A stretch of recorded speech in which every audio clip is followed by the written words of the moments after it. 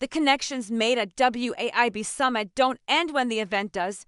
Welcome to After the Summit, a new conversation series from the WAIB Summit team. Here, founders, allocators, and operators keep the room moving, sharing the ideas, challenges, and opportunities shaping Web3, AI, and digital assets. Hi, and welcome to the first episode of After the Summit with your hosts, Joseph and Jonathan King. Joseph, how are you?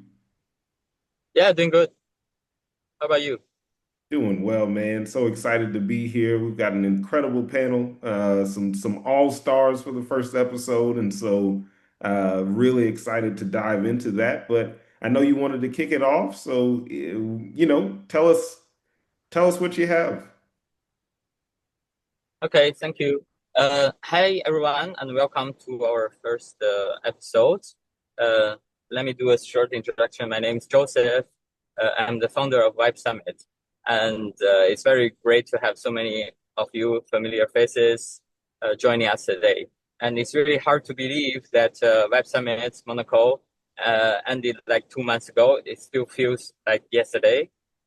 And this year, just to have a few small recap, we have brought over 1,000 global attendees, including a lot of family offices, government officials, and global business leaders, founders like you, and also a lot of investors, innovators around the world.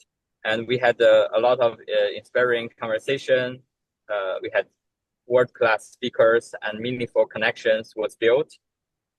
So everyone are very happy about it. But before unfortunately, we cannot host the event every day. And before we meet again at the next Web Summit events, but trust me, like we are planning a lot of good events in Luxembourg, in Davos in the coming years. But in order to keep the good conversation continue, uh, here we go. We had this session. Actually, Jonathan, thanks to you, you reached me like a month ago saying, "Hey, it was a great event. How should we continue with this good synergy?" So here we go. Like we have this, we're planning to have this session, and this is the first one to kick off. So thank you everyone for being here as a pioneer, and let's have a good discussion today. And so hope you all enjoy. Okay, that's all what I want to say, and I will hand it over to Jonathan for the great conversation. Thanks All right. everyone for being here today. Thanks so much, Joseph. I really appreciate that. And yeah, we are really excited about this and kind of, just to tell you guys what this is about. So it's really a conversation series. Like Joseph said, we are able to bring over 1,000 attendees to some of these events, or thousands of attendees to these events. And the room was really powerful. So when I was there, I was able to connect with a lot of people.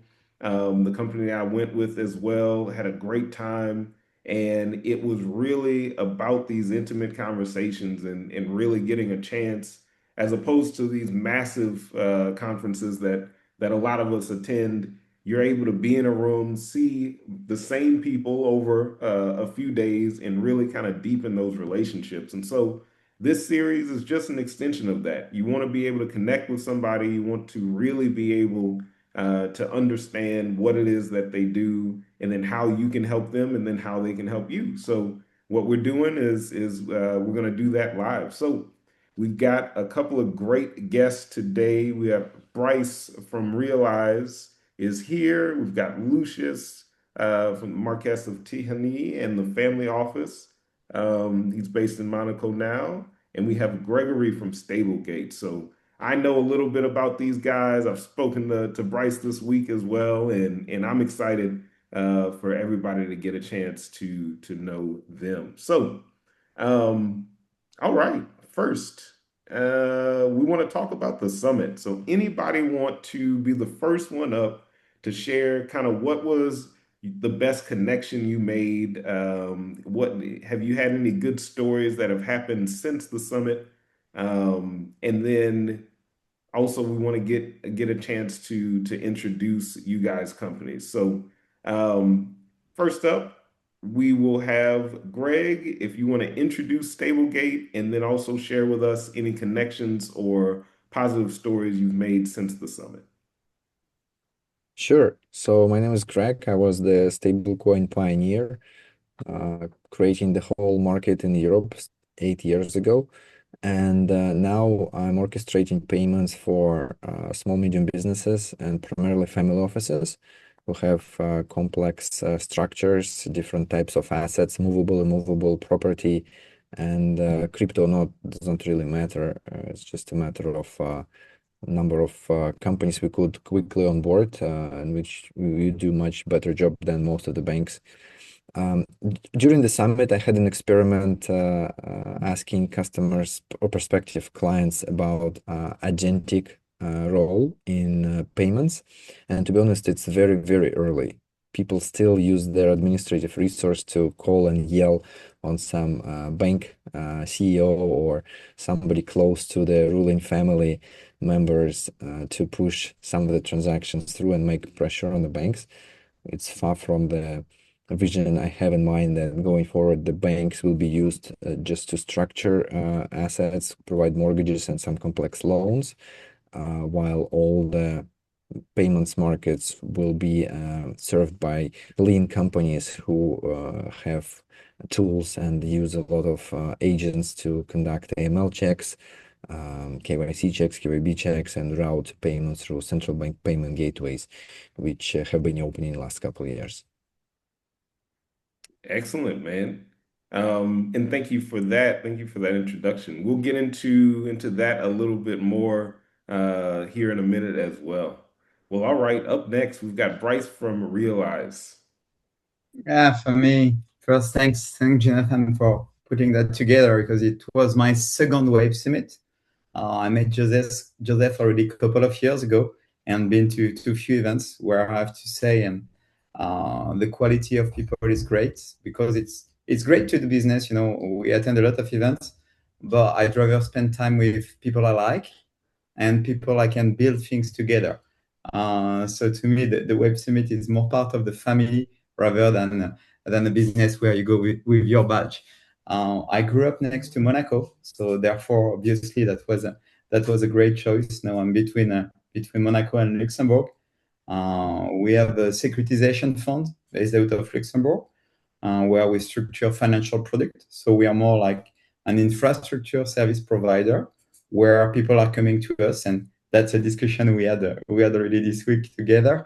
People are coming to us because they would like to raise capital, and we help them to structure it in a way where traditional people can invest, but also on-chain investors can invest. So the agentic world will come, and then on the payment, the stable coins, of course, are something very important, but we can accept fiat.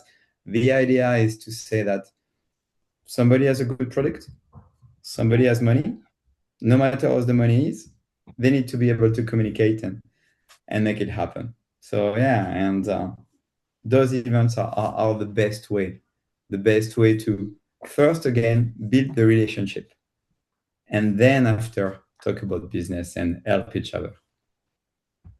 I love it. I couldn't have said it better myself.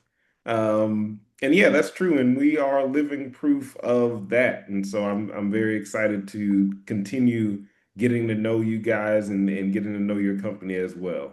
Thank you again, Bryce. All right, Lucius, tell us a Amazing. bit about you as well. Amazing. So first and foremost, thank you, Joseph. Thank you, Jonathan. Wonderful to be here today. So by way of formal introduction, I'm principal for the Zerlo Family Office. We're a single family office based in the Principality of Monaco. However, we're a Canadian family. We recently just moved to the Principality last September, so we're still very, very new there. We have an office in Toronto, and we have one in Beijing as well. So a little background on our family. So we're a third generation office now. We have our roots in Canadian agriculture. We were one of the first Canadian families to export ginseng to mainland China, and we did the same thing with tobacco. We later went into the wineries and vineyard space. This is 20 years ago, and we found some success there. And then most recently, we went into luxury goods and fine jewelry, with our newest launch of our brand, Kitty's London, with nearly 5 centuries of history behind it. So it's a bit of a background on our family. And as far as what makes us most interesting is we have a 40% allocation to mainland China. So we've been investing there for 70 plus years, however, mainly agriculture. As many of you know, China was a very different place then. The technology scene obviously wasn't there. So within the past, I'd say 15, 10 years, we really started to look at the opportunities outside of agriculture. And that's one of the biggest reasons why we have an office there today, and also why we're so optimistic about it going forwards. So that's just a bit about our office. Excellent, Lucius. Thank you. And were you able to make any good connections at the summit by chance? So there were quite a few. So first and foremost, many quality people there. When it comes to summits, as many of you know, there are a lot of poor quality ones that like to overpromise and underdeliver. I first met Joseph actually at the Monaco Yacht Club during the Monaco International Investment Forum, and we had a really good conversation there, speaking on allocating towards cryptocurrency, specifically Bitcoin and Ethereum. And it actually inspired one of the panels that ended up taking place. I forget the exact naming, but it was something like 1% or nothing, or no future at all. And I think that's a very just capture of how our office views cryptocurrencies, specifically from an investment perspective. It's very difficult to pick the winners and the losers with the smaller projects, but if we look at it more broadly and we allocate to the main projects, that's where we find success. And we found a lot of other people that really were doing similar things to us, but also branched out a bit more with smaller projects, which might be something to look into the future. Excellent. All right. Well, Lucius, thank you so much for that. Um, Now, really would like to combine a couple of things. So we want to talk and do a bit of a deep dive into each of your businesses, but mostly focused on like who is your ideal partner and who are you serving? So maybe you can tell a story of something recent that could resonate with our audience. But for Greg, we'll start with you. Tons of family offices were there. The biggest transfer of wealth in history is happening right now. You are in the middle of it. How are family offices handling this, and kind of who are your ideal clients that you're already working for, and what are you doing for them?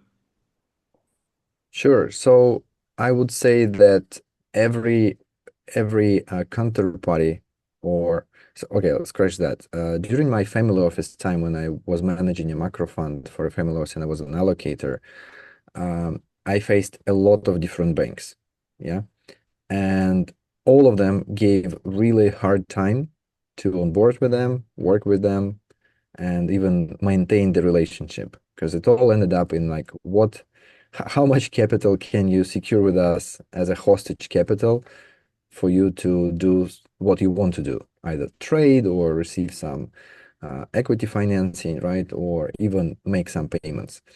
So now there are clearly direct and indirect costs for every family office that is using the banking system. There is the capital that is being locked with these banks just because they want this collateral to be even to serve the prospective customer. Some banks even have a restrictive limit, say, we will work with you if you open an account with at least 5 million of deposits, right, with us.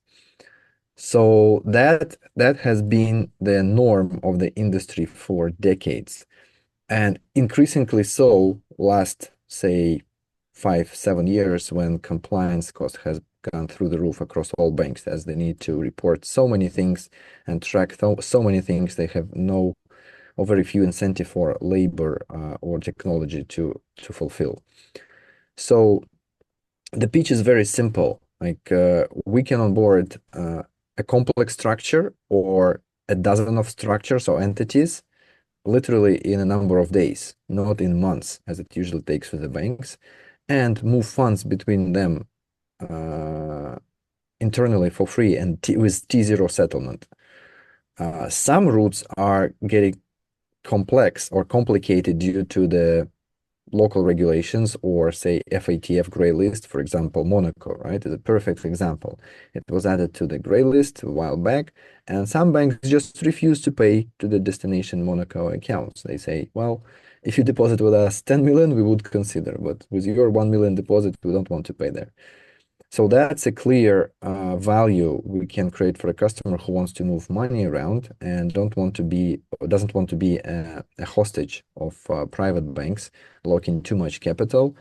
And to be honest, I mean, it's very clear that only few families or institutions have the ability to call some senior manager in the bank or even CEO uh, to move their payment forward. On top of that, there are just different incentives. Banks are interested in holding capital. That's what they do. They make overnight interest by depositing this capital to central bank deposit windows, by buying short-term bonds and bills, just to make some overnight interest. So all customers who have money with the bank should really be aware that it's not your money when it's in the bank, it's the bank's money, and it's the bank's liability with you to provide you some payment or even return of your deposit. But it's a liability of the bank. So in front of you, it's not your money there. So the product is very simple. I mean, we don't charge onboarding fees or monthly minimum fees or even deposit. We are not allowed to take deposit. But if you want to try a different or a next level payment service, which you never experienced in the bank, come and try the product for almost free. We charge just transaction fees to move money in and out. And that was something that really resonated with family offices and the event. It's just for all of them, it takes time, right? Because trust has to be established first. They need to see that the counterparty is reliable, the people involved are making sense and have a clear track record operating in the business. And it all takes time. So the sales cycle is long, but the trust that comes with it and the business that comes with it, worth it. So I very much welcome family offices investigate how they can make payments more efficiently bypassing the banking system.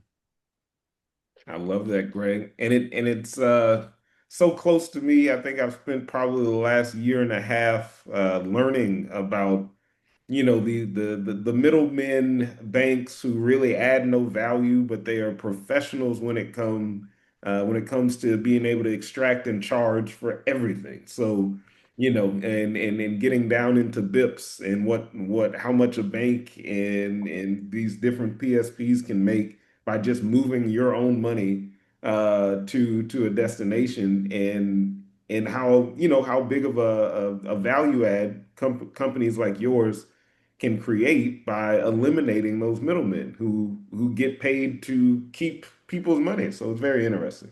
One thing I wanted And to it gets worse. Yeah, it gets worse with a number of correspondent banks because in Asia, very few customers can deal with dollars or euros with one or two counterparties. Usually it's three or four because the local bank has a correspondent with another regional bank, which has a correspondent with, say, Middle East bank, that in turn has correspondent with Deutsche Bank or Citibank or JP Morgan, right, for an actual currency. And every next layer adds complexity and lag. yes. So forget T0 settlement there, which can be done through the payment institution like ours that trades through the central bank payment gateways. And it's increasingly more popular, becoming more popular because now companies from all over the world having the financial intermediary license can access onshore USD banking and even Fedwire access, which which is very efficient. In Europe, there is instant SEPA. In UK, there is faster payments. In UAE, there is another method. In Hong Kong, so all these local payment methods have figured out these T0 settlements, right? But when you try to onboard complex structures from different jurisdictions and try to move money between them, it becomes the correspondent banking network becomes the obstacle, which we shortcut. Man, I love that. And just for the audience, what is your website again? It's stablegate.ch Perfect. All or right. stablegate.com for the global audience. Perfect. Stablegate.com or .ch. Excellent. Thanks so much, Greg. All right. Bryce, let's jump into realize.io. Yeah, Greg was mentioning about the trust and the long term. So I will go back to the initial question on the Web Summit and what it brings. I give you a concrete example. Um, in a past life, I was working in Asia building data centers. So that's an industry which is now coming a lot into the media because of AI, which I think the first data center I was in was more than 20 years ago. So to me, it's nothing new. One of my dream would be to own a data center. And like Lucius was mentioning, first time I went to China was I'm getting old, over 20 years ago. So that's a space which is very interesting. Last year, we facilitate about 120 million capital raise for data centers, and started the discussion with the gentleman, I cannot mention the names nor the companies, uh, who will become eventually the CFO of a very new and nice data center company. We were fortunate to invite them and introduce them to Joseph in Luxembourg earlier this year. And he invited some of the members of that company in Monaco, where I could meet the rest of the team. Uh, that's, is the building time. And now we are currently in the process of looking with them how we can help them and assist on the next fundraising phase. So this process is a long process. It's over a year, and over a year, that's how you build the things. So on why we go to the Web Summit, or why am I here? It's just to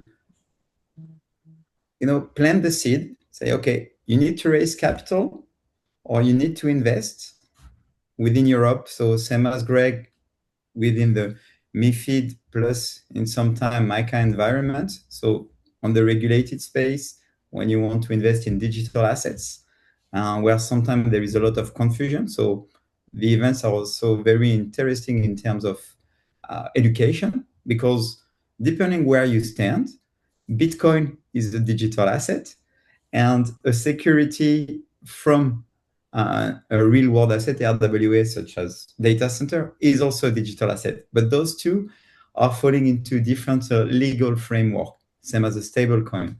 So that's also important to keep in mind for a global audience. Here, we're focusing under the European regulation, meaning banks will be able to invest in a secure product. So that's very important to have those nuances. But yeah, we're happy to meet anyone. Is the first time I moved into that DeFi space. Was more than 5 or 6 years ago, and a friend of mine told me, never decline a meeting. Always be curious. Sometimes you have to run away from the meeting very, very quick. You take the meeting, you accept, and then you run away, because you can't do business with everyone, and that's about it. And I'm sure Lucius will share some stories there, because the worst thing you can have in this field, it's his position. When you write single family office, then you have people queuing up to tell you whatever. They don't listen to you. They don't care about what you do. They believe you're a bag of money walking, and then you send the money everywhere. So Yes. it's a very complicated space. It is.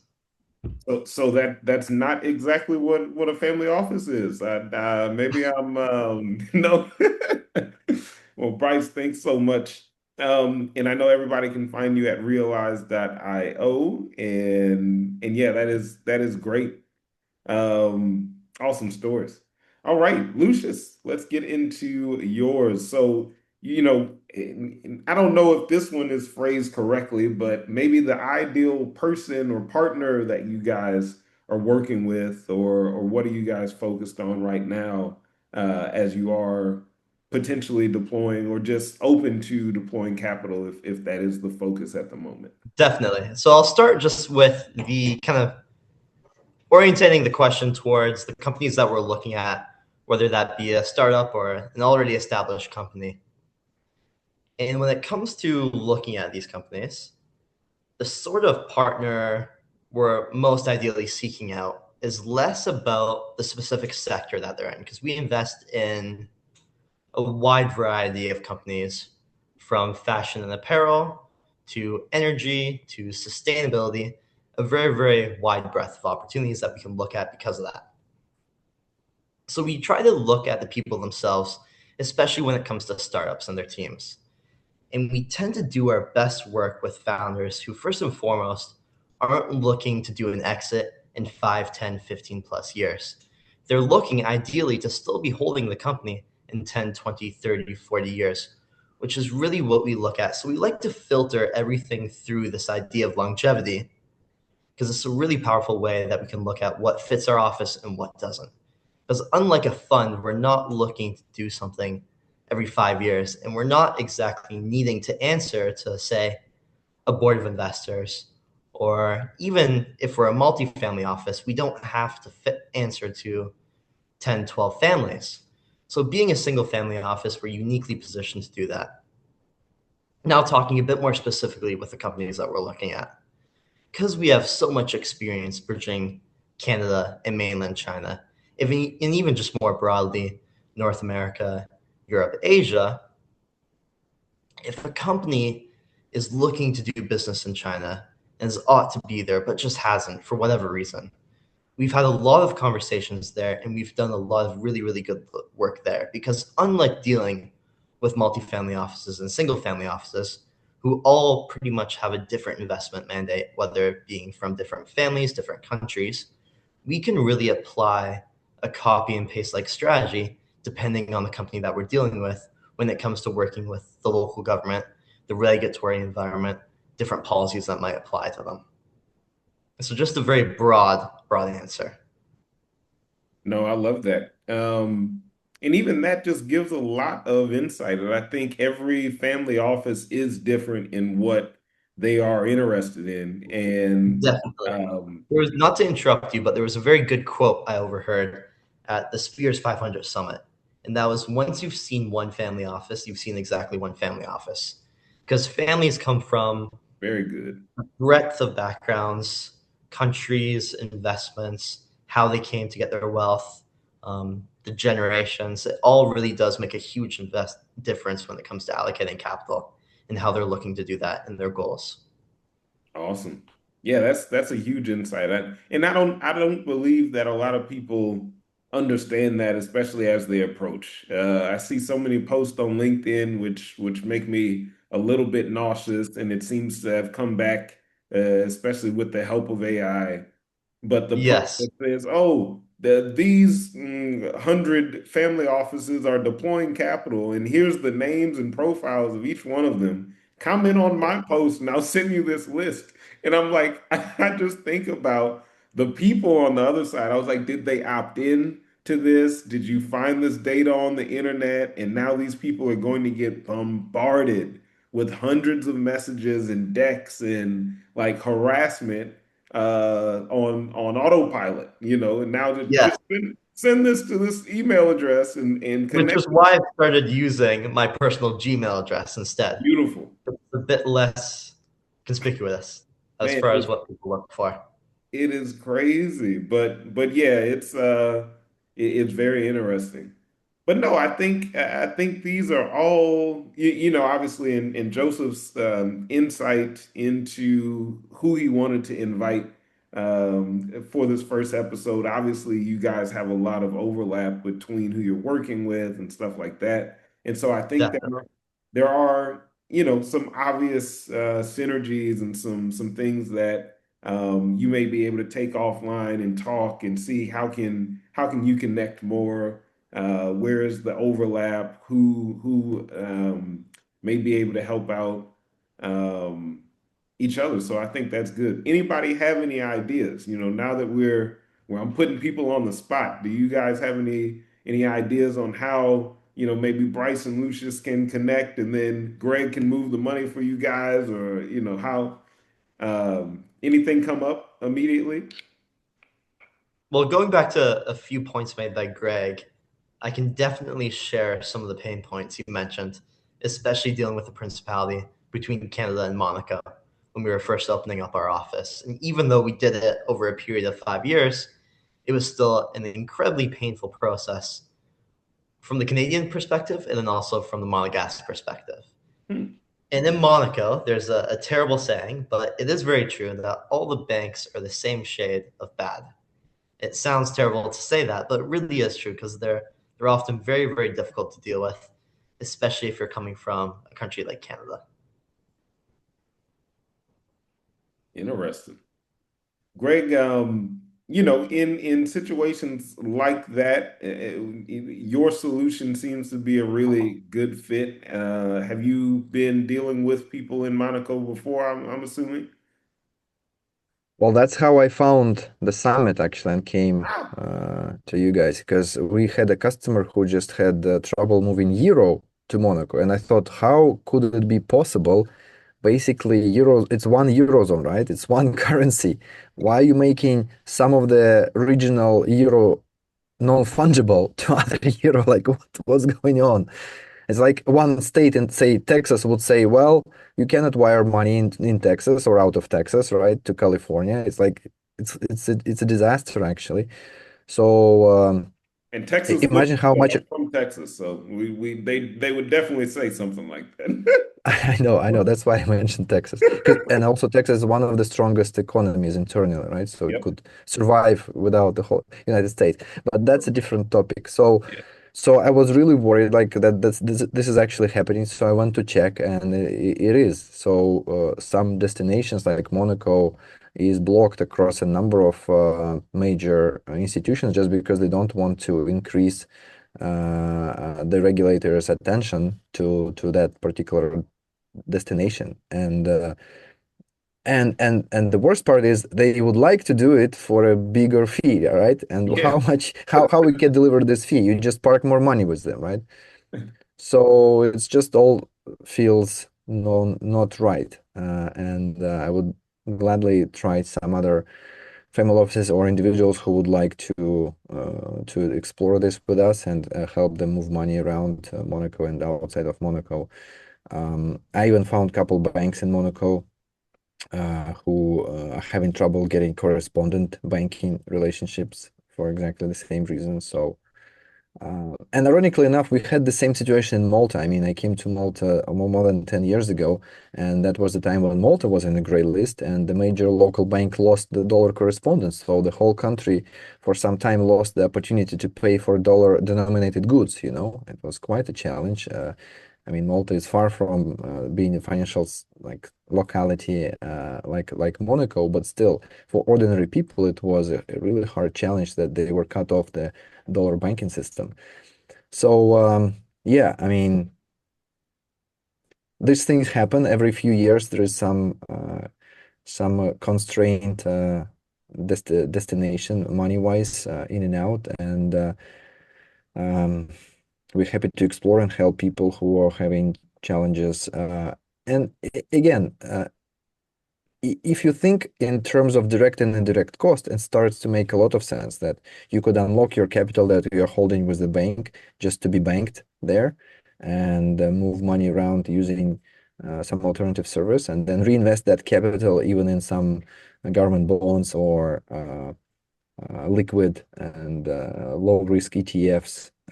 So suddenly you get more income for the same amount of capital you were losing to receive any income on it, and then you can have the same payment functionality like you had before. So yeah, F banks.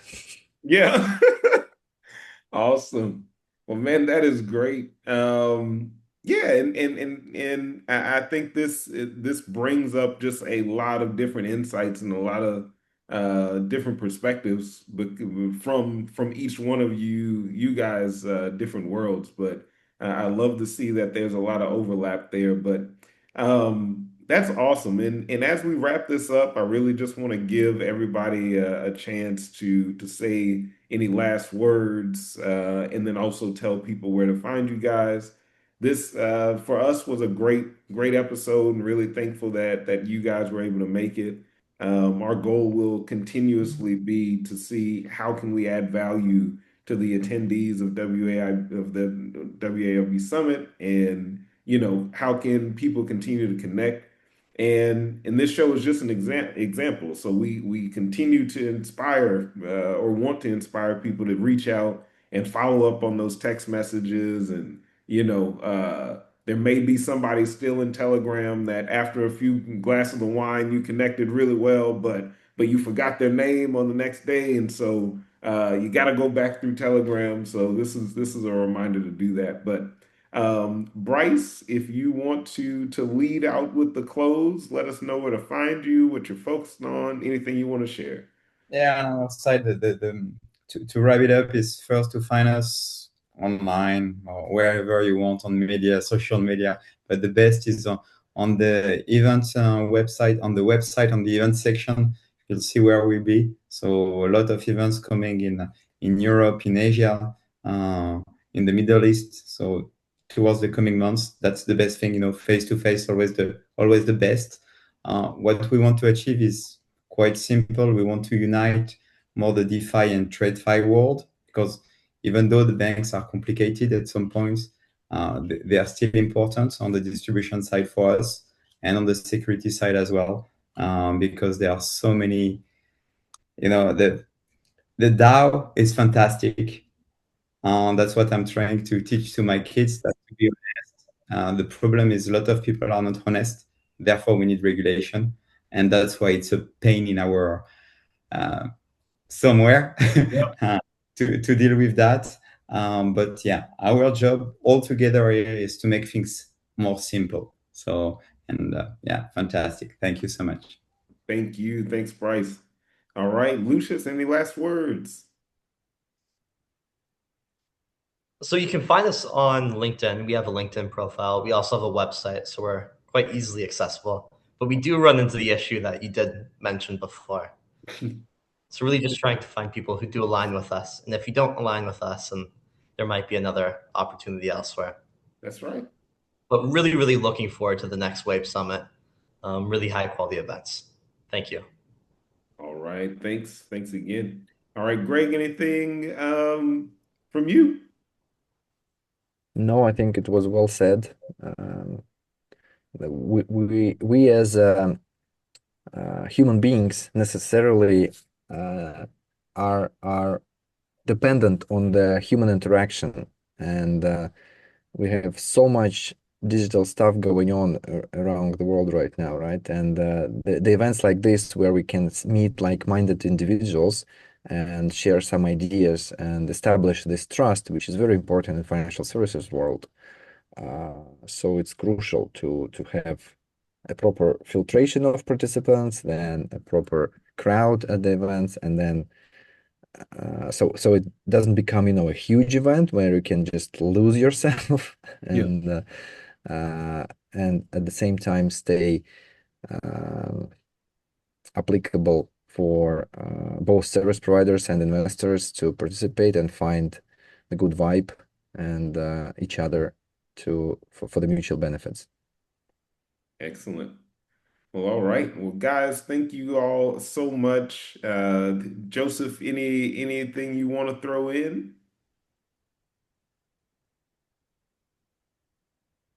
If not, no worries. Yes. Actually, I really want to thank everyone for joining this, and it's really, really, really interesting session, and it's really, I think, it's inspiring talks, and we'll definitely continue this session because of this session. I think I couldn't wait to host it and then to see the feedbacks. Yeah. So also we're very looking forward to meet you again. Of course, 1 year is very long. Next year summer, but before that we will organize. Actually, in October we will try to organize something in Luxembourg, and also during the World Economic Forum we will host the event in Davos in January. So that's all the good occasion to meet before the next Web Summit Monaco. So yeah, thanks again for joining us, for sharing with us, Brace, Greg, and Lucius, and thanks Jonathan for hosting this session. Really appreciate it. Excellent.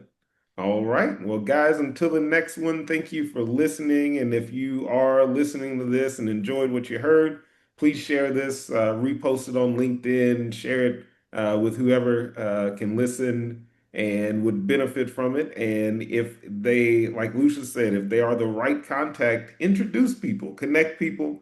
I think that is also the best way to receive. You put out positive energy and just really do a good job of giving with no expectations and watch what happens for yourself. So thank you all, and thanks to all of our guests, and looking forward to pushing this out.